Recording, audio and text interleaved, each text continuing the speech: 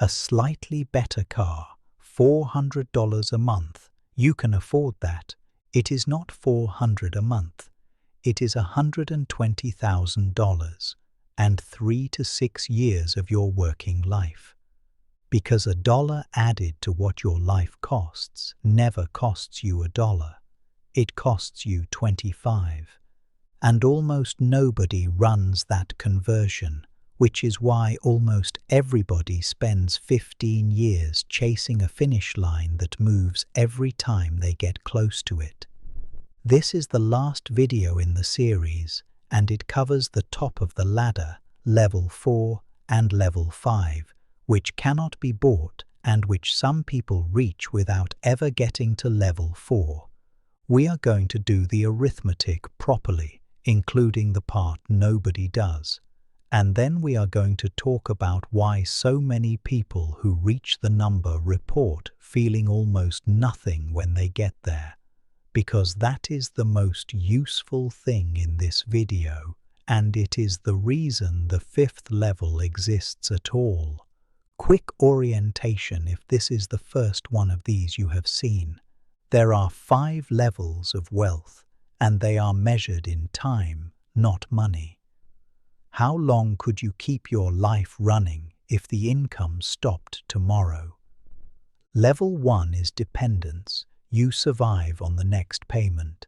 Level 2 is appearance. You now earn enough to look like you left level 1, and you spent almost exactly that much doing it. Level 3 is buffer. Months of your life already paid for, which buys you the ability to say no. Level 4 is independence. What you own produces enough to cover what your life costs, and work becomes a decision rather than a requirement. Level 5 is indifference. Money stops being a subject, not because you have unlimited amounts of it, but because you have stopped negotiating with it. Those last 2 are what this video is about, and they are stranger than they look. Level 4 has one definition, and it is a ratio, not an amount. What you own produces enough income to cover what your life costs. That is it. There is no dollar figure attached, because the figure is different for every person alive, and it depends far more on the second half of that sentence than the first. Now, where does 25 times come from? It comes from a rule of thumb that says you can withdraw roughly 4% of a portfolio each year and have a reasonable chance of its lasting decades. 4% is 1/25th. So, the amount you need is roughly 25 times what your life costs in a year. I want to be careful here. That rule came out of historical market data from one country over 1 century. It assumes a particular mix of assets, and serious people argue about whether it still holds. It is a planning heuristic, not a law. I am not a financial advisor, and none of this is advice about what to buy. This is about the shape of the problem, and anything you invest in deserves properly regulated advice. But as a way of understanding the arithmetic of your own life, 25 times is close enough, and it produces the single most important insight on this ladder. Ask someone what they need to be financially free, and they will give you a figure. 1 million, 2 million. Whatever number is circulating in their part of the internet this year, that figure is the numerator. It is the part everybody stares at, argues about, and feels defeated by. And it is entirely determined by the other half of the equation, which almost nobody looks at. Your number is not a fact about the world. It is a fact about your spending. If your life costs $80,000 a year, you need 2 million. If your life costs $50,000, you need 1.25 million. That is not a small difference. That is $750,000, and at any plausible savings rate it is somewhere between 8 and 15 years of your working life. 30,000 a year of spending, that is what those 15 years buy. And when people describe the difference between an $80,000 life and a $50,000 life, they rarely describe 15 years of freedom. They describe a nicer car and a better postcode. Level 4 has 3 shapes, and only one of them is what people picture. Before the arithmetic, a correction that saves a lot of people a lot of despair. Level 4 is not one thing. It arrives in 3 forms, and the one everybody pictures is the last and least common of them. The first form is partial. Your assets cover part of what your life costs, say a third of it. That sounds like failure, and it is not, because it converts your job from a requirement into a negotiation. A third of your costs covered means you could take a role paying a third less, or work 4 days, or survive a year of building something. Most of the practical freedom people want from level 4 is already available at this point, and it arrives roughly a decade before the full number. The second form is what people in this world call coasting. You stop adding to the pot, but you leave it alone and let compounding finish the job. If you have enough at 40 that it will be enough at 60 without another dollar added, you are done saving permanently while still being 20 years from stopping work. From that day forward, every dollar you earn is yours to spend, which is a stranger and more pleasant condition than most people expect. The third form is the full version, where the assets cover everything indefinitely. This is the one on the thumbnails and in the headlines, and it is the one people measure themselves against and feel defeated by. The mistake is treating the third as the only one that counts. It produces a decade of feeling like a failure while you are, in fact, steadily accumulating real and usable freedom. If you have covered a third of your costs, you have bought a specific and enormous option, and nobody is going to tell you so. Which is why I would ask you to track a percentage rather than a target. Not how far away is the number, but what proportion of my life do my assets currently pay for? The first framing produces 15 years of not yet. The second produces a figure that goes up every month, and it is the same journey. So let us do the arithmetic that nobody does, because once you have seen it, you cannot unsee it. Every increase in your annual cost of living does 2 things. The obvious one is that it costs you that money. The one nobody counts is that it raises the size of the asset base you need to stop permanently by 25 times that amount. A subscription at $20 a month, $240 a year, $6,000 added to your finish line for as long as you keep it. Upgrading your car so the payment rises by $300 a month, $3,600 a year, $90,000 added to your finish line. Moving to a place that costs $800 a month more, $9,600 a year, $240,000 added to your finish line, which for most people is between 4 and 8 additional years of working. Now notice what that means. It is not that these things are wrong to buy. Some of them are worth it. A shorter commute might genuinely be worth 4 years, and a family that needs another bedroom needs another bedroom. The problem is that nobody is running the conversion. People decide these things in monthly payments because that is how everything is priced to them. and monthly payments are specifically designed to make the 25 times invisible. So here is the only habit I would ask you to take from this section, and it costs nothing. Whenever you are about to add a recurring cost to your life, multiply the annual figure by 25 and look at that number before you decide. Not to stop you. Some of them will still be worth it, and you should buy those without guilt. But you will be deciding with the actual price in front of you rather than the monthly one, and you will be surprised how many things do not survive it. In the first video in this series, there were two men in a driveway, same street, same salary, $90,000 a year each, 19 years in.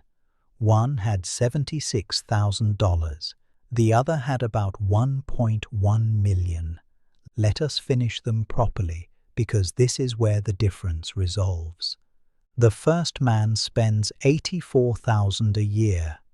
25 times, that is $2,100,000. He has $76,000. He is 3.5% of the way there at 51 years old. The second man spends $60,000.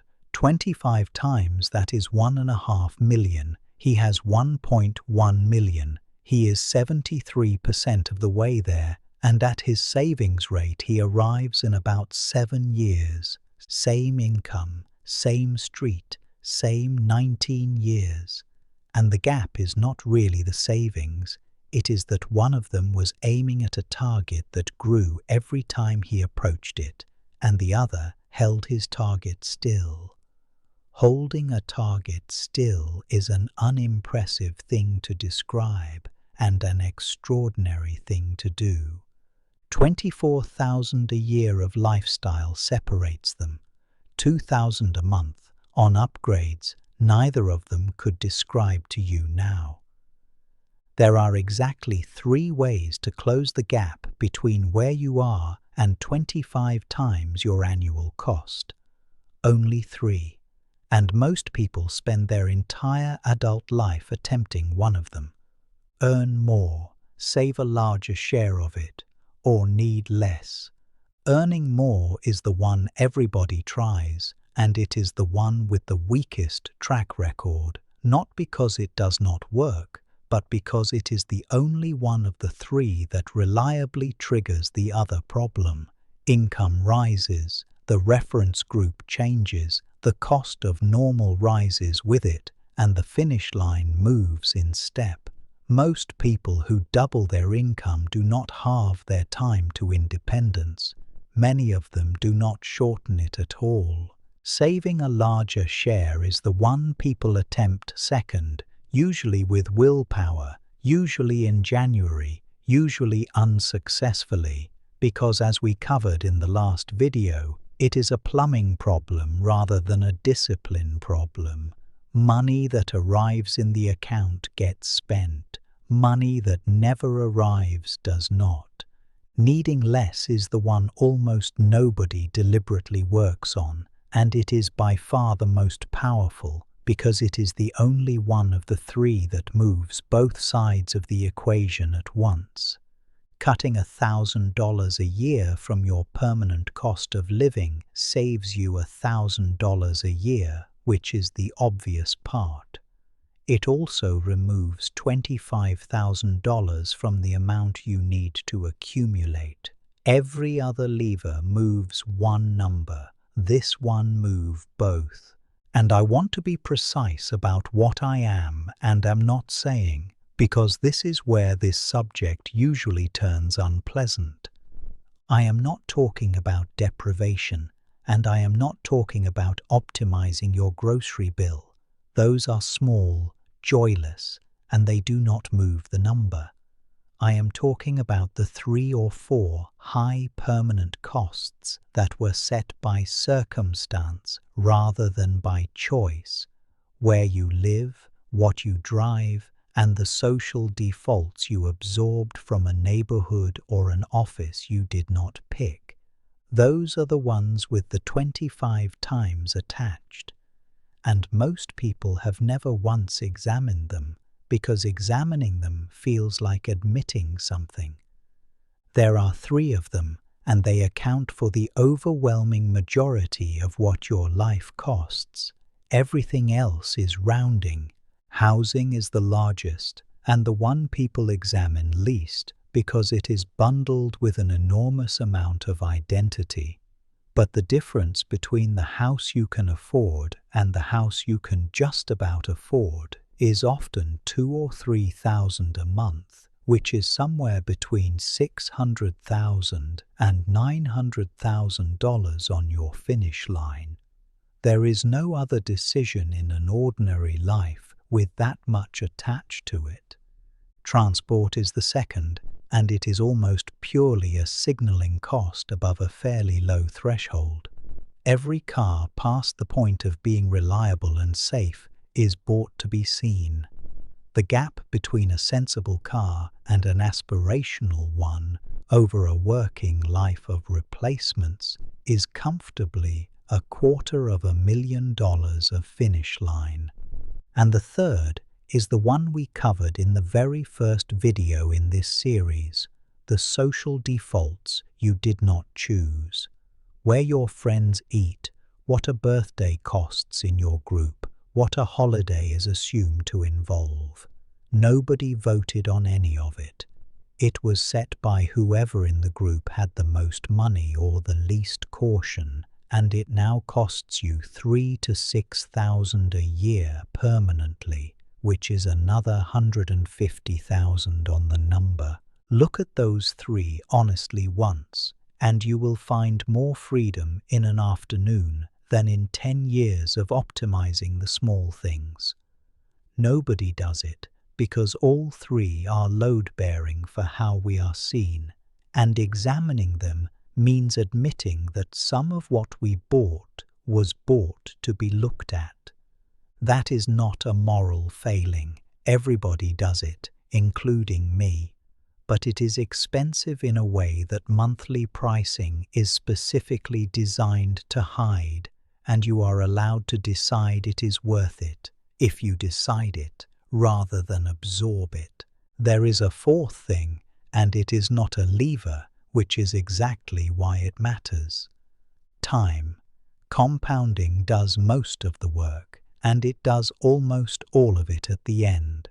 The last third of the journey to level 4 typically produces more growth than the first 2/3 combined, which means the experience of it is deeply misleading. For years it feels like nothing is happening, and then it accelerates in a way that feels like luck. That is why most people who quit in the middle, not at the start when it is exciting, and not at the end when it is visibly working. In the middle, where the numbers are real, but the curve has not turned yet. There is nothing to do about this except know it. The middle is not evidence that it failed. The middle is what it looks like. One more thing about the shape of this, because it changes how the years feel. The freedom does not arrive linearly, and it does not arrive at the end. It arrives in steps, and the early steps are the largest ones in terms of how your life changes. Going from nothing to 3 months of expenses changes your working life more than going from 10 years of expenses to 11. The first buys you the ability to leave a bad job. The second buys you a rounding error in a spreadsheet you already trusted. So, the curve of money is exponential, and the curve of freedom is the opposite. It front-loads. You get most of what you wanted in the first third of the journey, and you spend the remaining 2/3 acquiring security you will probably never draw on. That is not an argument for stopping early. It is an argument for noticing what you already have, because many people spend the second half of this journey feeling exactly as trapped as they did at the start. while sitting on options they have never once considered using. Now, the part that almost nobody tells you, and the reason I wanted to put levels 4 and 5 in the same video, a large share of people who reach financial independence report that the day itself was uneventful. Not disappointing exactly, uneventful. They hit the number, they looked at it, and they went back to work on Monday. There are 3 reasons for that, and each one is worth understanding before you spend 15 years building toward it. You do not arrive at level 4. You approach it over a decade, and you adapt to each stage of it as it happens, exactly the way you adapt to a pay rise or a new car. By the time your portfolio covers your costs, it has been nearly covering them for 2 years. The security arrived gradually, and you absorbed it gradually, which means there is no moment when it switches on. The number crossing the line is an accounting event, not an experience. This is the important one. Most people who pursue level 4 say they want to stop working.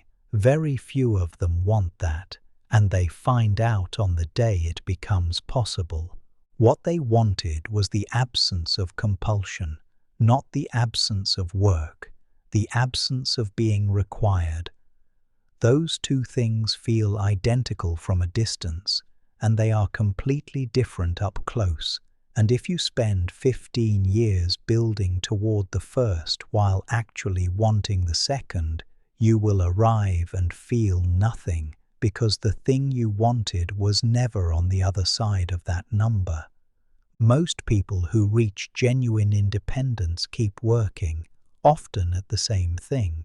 What changes is not the activity, but the relationship to it, the meetings they no longer attend, the clients they no longer take, the year they spend on something that might not work. Which means the useful question, 15 years early, is not what I will do when I stop. It is, what would I refuse tomorrow if refusing cost me nothing? If you can answer that, you know what you are building. If you cannot, the number will not tell you. And the third reason is the least comfortable. Reaching the number does not switch off the machinery that got you there. 15 years of measuring, optimizing, and deferring builds a habit of mind, and habits of mind do not respond to bank balances. People arrive at level 4 and immediately find a reason it is not quite enough. Market conditions, a child, longevity, 1 more year to be safe. There is a name for this in the financial independence world. They call it 1 more year syndrome, and it is extremely common among people who are, by any arithmetic, already finished. That is not caution. Caution has a stopping condition. This does not, because the thing generating it was never the number. I should be fair to the 1 more year people, because part of what they are responding to is real and is rarely explained properly.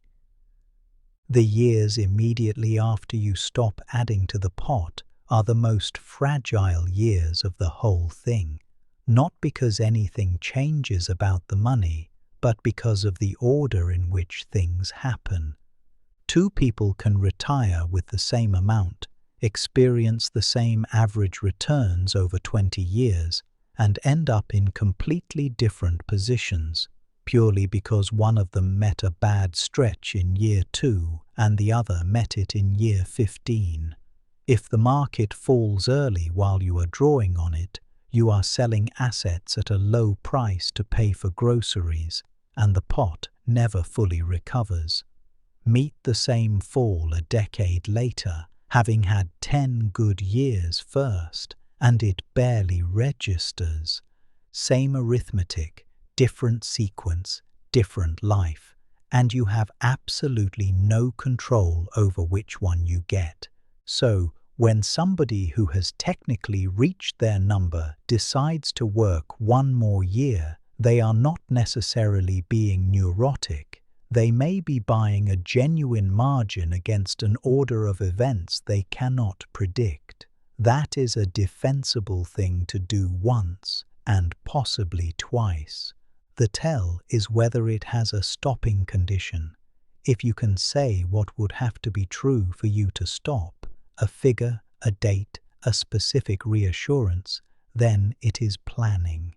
If every year produces a new reason, and the reason arrives after the decision, it is not caution. It is the machinery still running, and no amount of money will switch it off, because money was never what was driving it. That distinction is worth writing down now, years early, while you are calm, exactly like the definition of an emergency in the last video. Decide in advance what enough looks like, and let that version of you overrule the one who arrives. I want to say something to the people doing this arithmetic and concluding that level 4 is not going to happen for them because on current incomes and current costs, for a lot of people, it will not. Pretending otherwise would be dishonest, and you would know. Here is what is true anyway. Every level below 4 is real, and every one of them is reachable on an ordinary income. Level 3, months of your life already paid for, the ability to refuse, is available to most people watching this within about 2 years, and it delivers most of what people actually want when they say they want to be free. Not the fantasy of never working, the end of being trapped.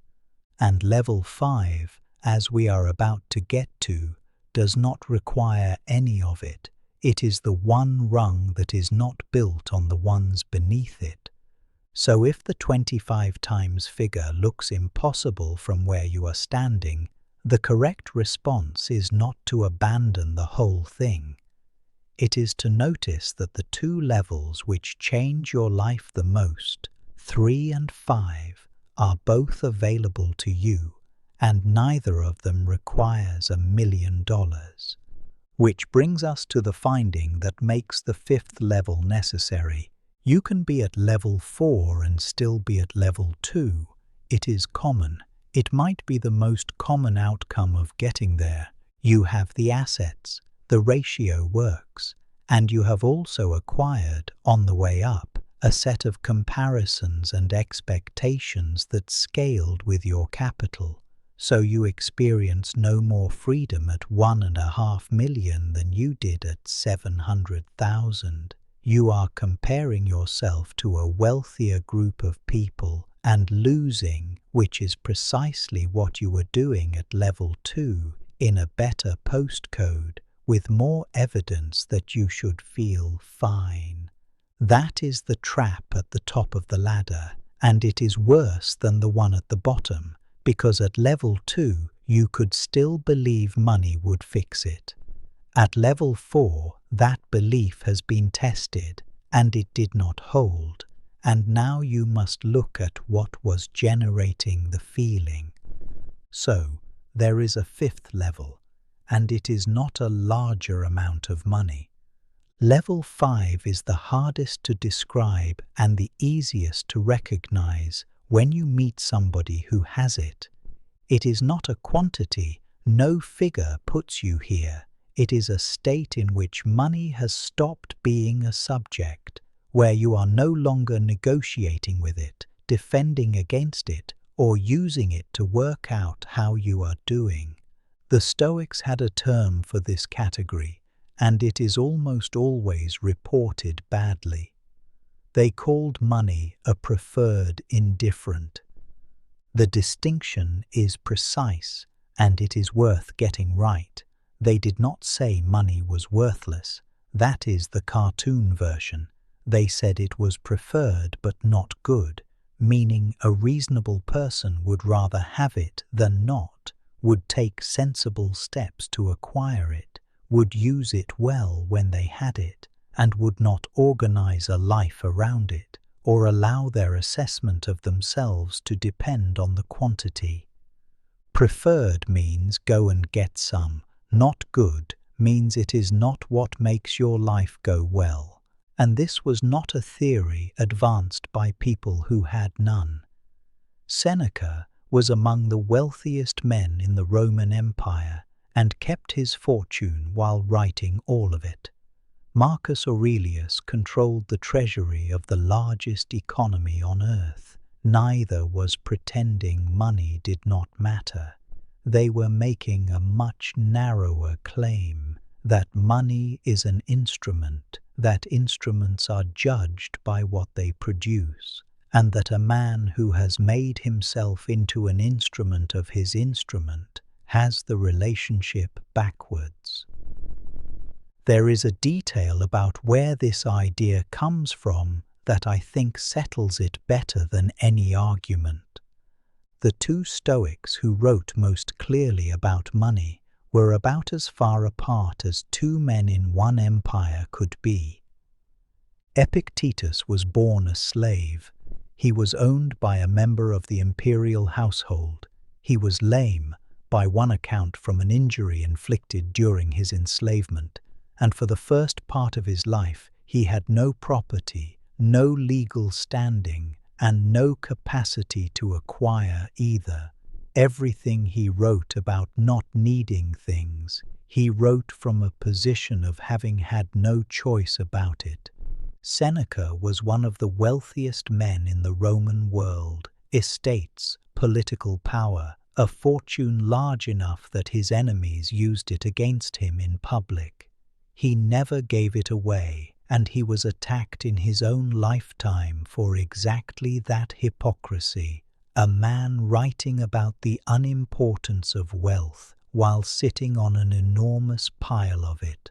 One man had nothing and could not get any, the other had everything and kept it, and they arrived at the same conclusion, independently, from opposite ends of the entire range of human circumstance. That is what makes the idea worth taking seriously. A conclusion reached only by people with nothing is easy to dismiss as consolation. A conclusion reached only by the rich is easy to dismiss as comfort. When both ends of the distribution arrive at the same place, the conclusion is probably about something other than the money. And the answer they both reached was not that money is unimportant.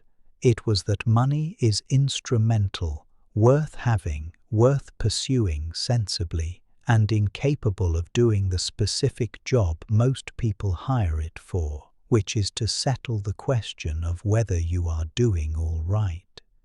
Epictetus could not test that with wealth. Seneca could and did, and reported back that it does not work. Between them, they covered the experiment.